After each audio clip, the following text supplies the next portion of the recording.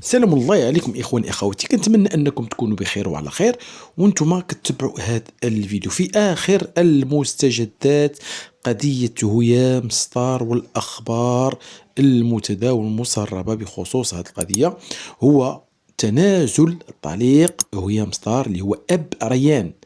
يعني اب ريان ماشي شعيب، لكن اب ريان يتنازل عن التعويض المالي اللي كانت قرراته المحكمة.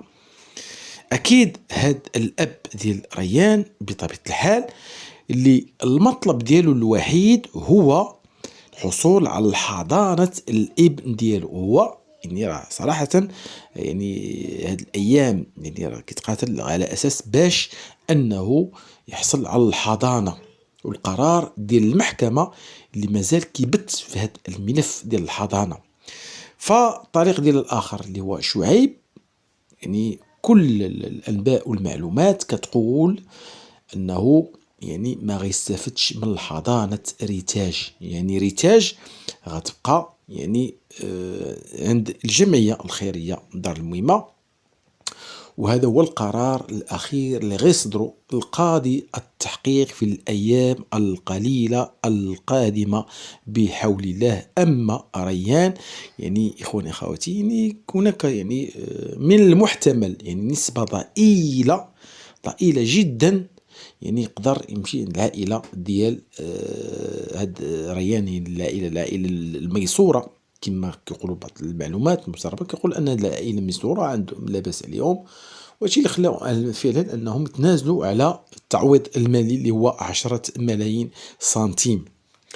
فكما هو معلوم اخواني اخواتي، ريتاج هاد ريتاج اللي كنا كنشوفوها في المواقع التواصل الاجتماعي مع الام ديالها هيام، يعني على المباشر كنت كنشوف كيفاش طريقة التعامل ديالها، كيفاش يعني كتعنفها، وحتى الاعتراف ديال ريان بطبيعة الحال قال امام الضابط القضائية وامام قاضي التحقيق كيفاش كانت كتعذب وكتعنف يعني ريتاج، وكانت يعني الكي عن طريق واحد الاداة يعني كتضربها بالكابل. بزاف المسائل اللي خطيرة وخطيرة جدا. فبالرغم من هادشي كامل اخوان اخواتي، يعني الصادم يعني هاد شعيب اللي صراحة مصدوم لكون ان ريتاج يعني رفضة تاما يعني باش ترجع الاب ديالها. وهادشي اللي خلى ان هادشي كامل يعني هو السبب الرئيسي اللي خلى ان هاد شعيب يعني انه ينهار، والسيد يحتج، السيد صافي ما عرف باش تبلا، السيد مشى حتى للجمعيه وباش انهم ما يعطيوش ريتاج بنته، يعني بنته وما قدروش انهم يعطيوها ليه. يعني قالوا لي بالحرف يعني البنيته راه مازال عندها متابعة طبية، البنيته راه مازال إجراءات ما خرجاش، وهادشي اللي خلى أنه يطرح أكثر من علامة استفهام. فهاد يعني هاد شعيب بطبيعة الحال ربما إخواني أخواتي يعني صراحة شفتوا الخرجات ديالو، وحتى أن الشكاية اللي كانت رفعت ضده من طرف الجمعية فعلا يعني راه تنازلوا وأنه تفهموا الأمر. السيد اعتذر يعني، والأكيد أن هذا التنازل يعني اللي ما يكونش عنده متابعة قضائية، لكن القضية ديالو ديال المطالبة بالحضانة وهو المطلب الأساسي اللي كيطالب به. ولكن إخواني أخواتي كما قلت هناك نسبة ضئيلة على أساس أنه يعني يربح القضية ديال حضانة ريتاج. سمعنا بعض المعلومات مسربة الخروج ديال الأم، يعني الأم ديال هيام ستار هي مول الحاجة ولا الحاجة، واللي قالوا شي كلام بخصوص انهم يحاولوا انهم يطالبوا السيدة البقالي على اساس ان تدخل، يعني اللي هي واحد مؤسسة ديال واحد الجمعية، مديرة الجمعية، باش انهم يتنازلوا على القضية ديال هيام ستار. لكن يا خونا اخواتي يرى 7 المستحيلات من 7 المستحيلات ان هاد الجمعية تنازل. 7 المستحيلة ان هاد الجمعية تنازل لهاد الهيام. فالاحكام راه تصدرات، راه صافي يعني فات الفوت، يعني ما يمكنش انه يتنازلوا على واحد القضية اللي هي صدر القرار القاضي التحقيق وبت فيها وبحث فيها.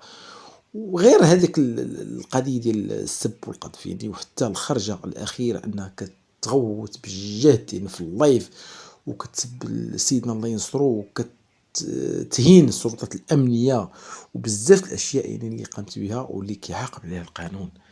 أكيد أن هاد السيدة يعني راه غتعاقب غير على هاد الاتهامات، غير هاد الاتهامات بوحدها راه غتعاقب عليها.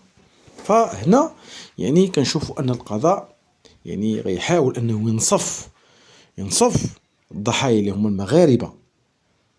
كيفاش يعني هاد الضحايا؟ لأنهم هما كانوا يعني كيتفرجوا في مواقع التواصل الاجتماعي، هيام كتخرج ليهم من جنب في اللايفات، يعني كاين وليدات صغار كيشوفوها، يعني عائلات كيشوفوها، طريقة الكلام ديالها كلشي كيحاول أنه يقلد هاد هيام ستار. هادشي اللي هو خطير وخطير جدا إخواني أخواتي.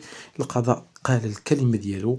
أما قضية تنازل الجمعيات فأنا أستبعد أن هاد الجمعية أنها يعني تنازل على القضية ديال هيام ستار، لأن هاد الملف إخواني أخواتي راه هي قضية رأي عام وطني مغربي، كل شيء يعني متبع هاد الملف ديال هيام ستار.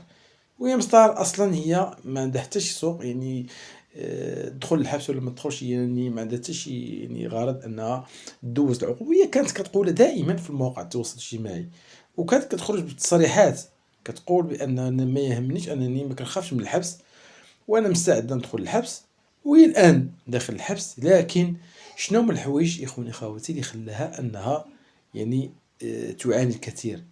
فالشيء الوحيد اللي خلى انها تعاني الكثير هو التعويض، القرار اللي خرج به قاضي التحقيق، واللي هو تعويض 10 ملايين. يعني عرفتي شنو هي 10 ملايين لكل واحد من الطليقين ديالها.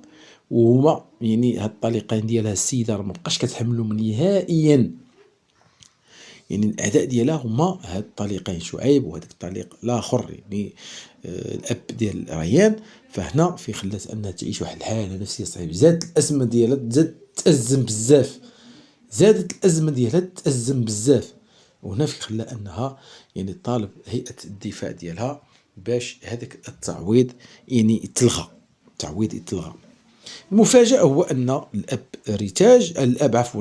ريان اللي فاجئ هيام ستار، يعني أخبار يعني متداولة، وحاول أنه يتنازل على هذا التعويض، لكن بشرط أنه يبقي على المطالب ديالو بحضانة ريان. واش ريان إخواتي فعلا يعني غيختار العيش مع الأم ديالو؟ واش ريان غيختار العيش مع الأب ديالو الحقيقي اليوم من الأثرياء؟ فهادشي اللي غنعرفوه في الأيام القليلة القادمة إخواني أخواتي. فباش ما نطولش عليكم في هذا الفيديو، ما تنسوناش باللايكات ديالكم كذلك البارطاج. دمتم في رعاية الله، والسلام عليكم ورحمة الله تعالى وبركاته.